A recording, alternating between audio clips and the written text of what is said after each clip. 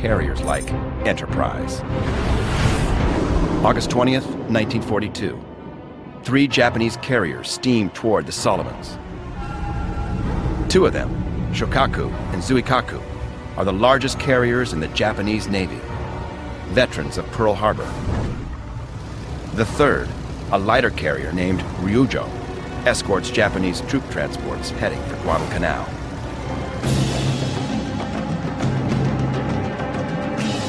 "1,200 miles away, the Navy brass are seemingly unaware of their precarious position. There's no sign of Japanese reinforcements, so the carrier Wasp is sent south to refuel. 1/3 of the task force disappears over the horizon, leaving Enterprise and her sister carrier Saratoga alone to face the oncoming Japanese menace. August 24th, 1942. As day breaks, Enterprise scout patrols take off in search of the Japanese task force. On board ship, the normal routine continues.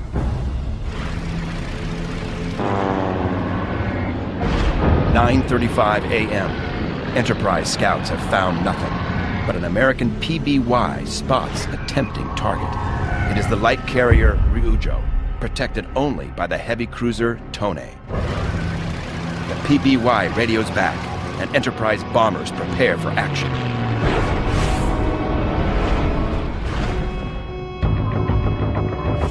Around 11 o'clock, the general...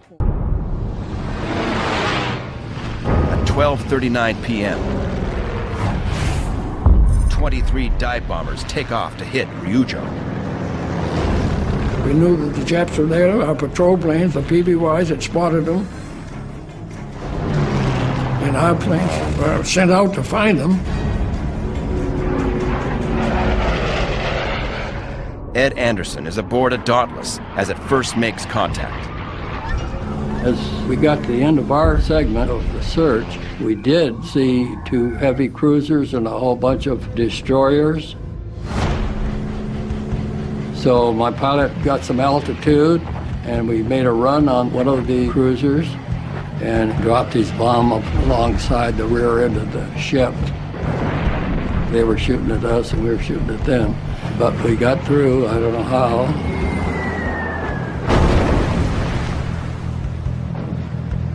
The bombers of Enterprise work over the Japanese carrier, soon turning her into a floating wreck. The victory is short-lived. 100 miles behind Ryujo and her escorts, the giant Japanese carrier Shokaku and Zuikaku are ready to pounce. Ryujo is bait for a trap, and Enterprise has sailed right into it. Shokaku and Zuikaku are sister ships. Both carriers helped launch the Pearl Harbor attacks, and both are destined to meet Enterprise again and again on the field of battle. Over 800 feet long, with crews of at least 1,600 men, these twin sisters can launch more than 160 aircraft against Enterprise. Waves of bombers launch within striking distance of the Big E. 4 p.m. Enterprise, Saratoga, and their escorts sail in close circles, expecting only a minor scrap. American radar isn't picking up any aircraft, but it should be. 88 miles away, a massive air assault closes in. Normally, we had been getting detection ranges of up around 75 to 85 miles, and in this case, didn't detect the incoming Japanese aircraft until they were almost on top of the Americans. Every gun on Enterprise is trained on the sky. Every man at his battle station. In the skies overhead, 54 Wildcat fighters patrol around the carriers like a protective swarm of hornets. The enemy is out there somewhere and gaining fast. 4:19 p.m., the Wildcats encounter the first Japanese planes. two formations of bombers escorted by Zeros. The fight is on. For 20 minutes, the skies are filled with machine gun fire as the air forces grapple in an aerial deathmatch. American fighter pilots down an astounding 29 Japanese planes. Meanwhile, the rest of the Enterprise air groups scramble to get into the skies. 17,000 feet in the air, Enterprise pilot Vincent Dubois spots a lone incoming Zero. He had an advantage of probably 3,000 or 4,000 feet when I first saw him. When I got to within about 1,000 or 1,500 feet, he pushed over and went by me like a bat out of hell. I didn't get a shot as he went by. Dubois pushes into a dive and chases the enemy aircraft. Suddenly, the air is blanketed with exploding flak and tracers from his own ships.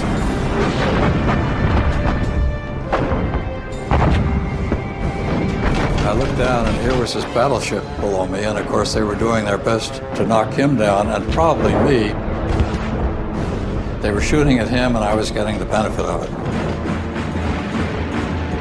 Amazingly, the enemy flyer dodges the rapid gunfire from North Carolina and makes his escape. As the last American planes lift off from the deck of Enterprise and head for the enemy carriers, the gunners aboard ship wait for their first clear shot. It's only a matter of time before the Japanese planes get clear of the fighters and make their plunge on the Big Eagle. One of the ship's key defenses, the 20mm battery. The Oerlikon 20mm is a 70 caliber air-cooled anti-aircraft machine gun. The weapon has an effective range of 1,000 yards and can spit out a stream of fire at 450 rounds per minute.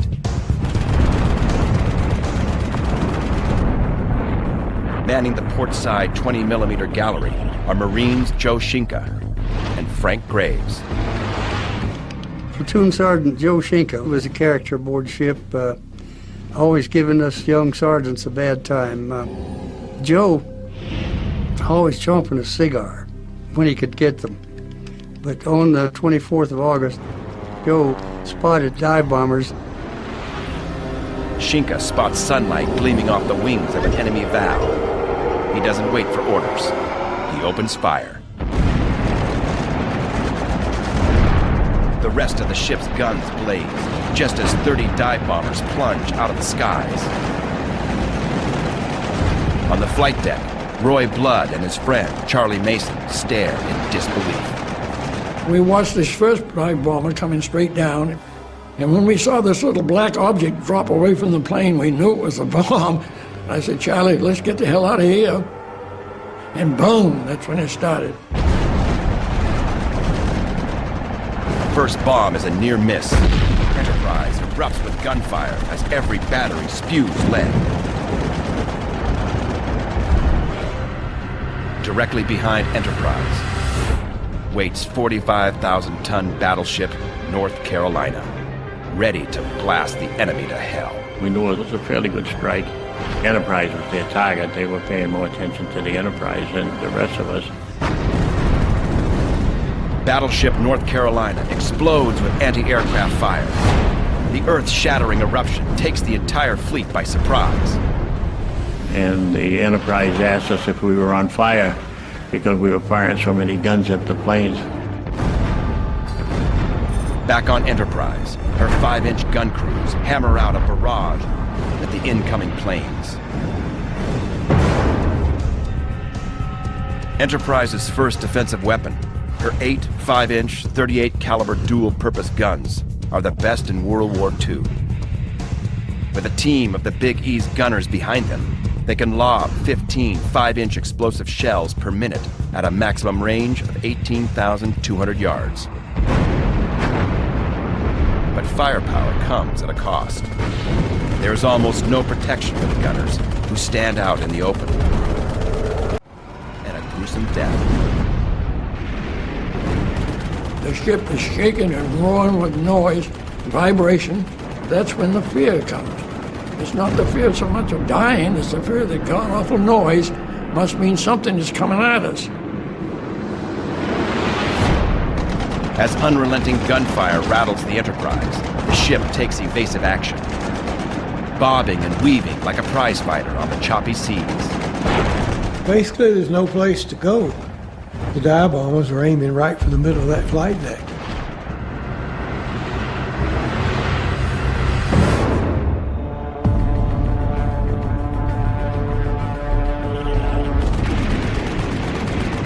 Gunners keep a steady stream of fire, within minutes downing 15 enemy planes. Despite several close calls, Enterprise remains unscathed. But the Japanese dive bombers are moving too fast for effective anti-aircraft fire. We had anti-aircraft guns galore, including those of the battleship North Carolina, who was sailing right alongside us. They did the best they could, but somehow or another, 1 or 2 or 3 or 4 of those planes slipped through. For the first time, Lucky Enterprise runs out of luck. 4:44 p.m. A Val dive bomber scores a direct hit on Enterprise. The 550-pound bomb plows through 5 decks, then explodes with a numbing force that rattles the ship and wreaks havoc in her bowels.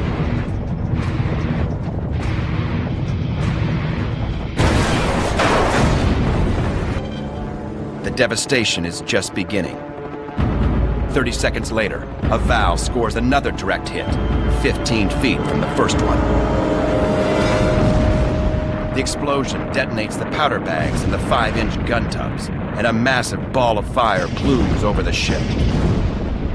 There were 2 5-inch gun crews there. Both crews were just wiped out instantly. And there were shoes that had been on the feet of those people that had been blown out of those positions there by the concussion of that blast. 38 men are instantly burned alive. They're just clumps of body laying on the gunboat platform.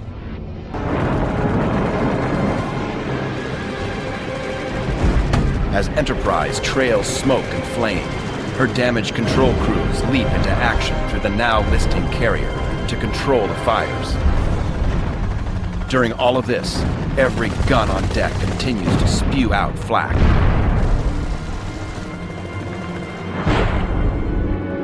"1,000 yards away,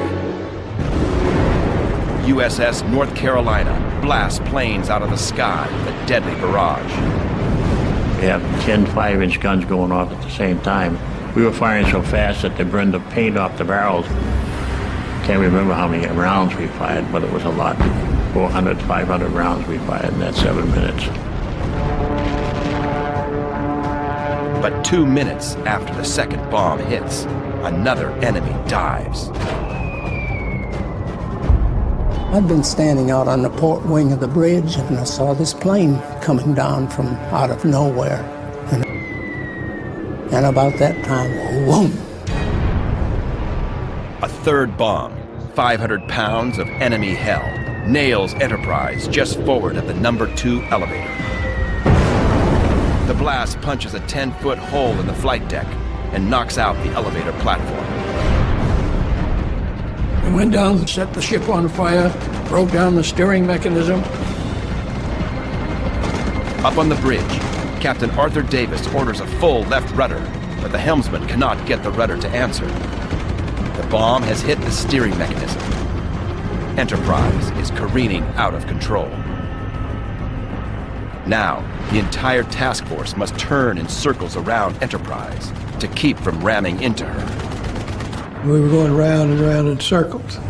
The flight deck was at quite an angle, and we were losing airplanes over the side. They would just fall off the side.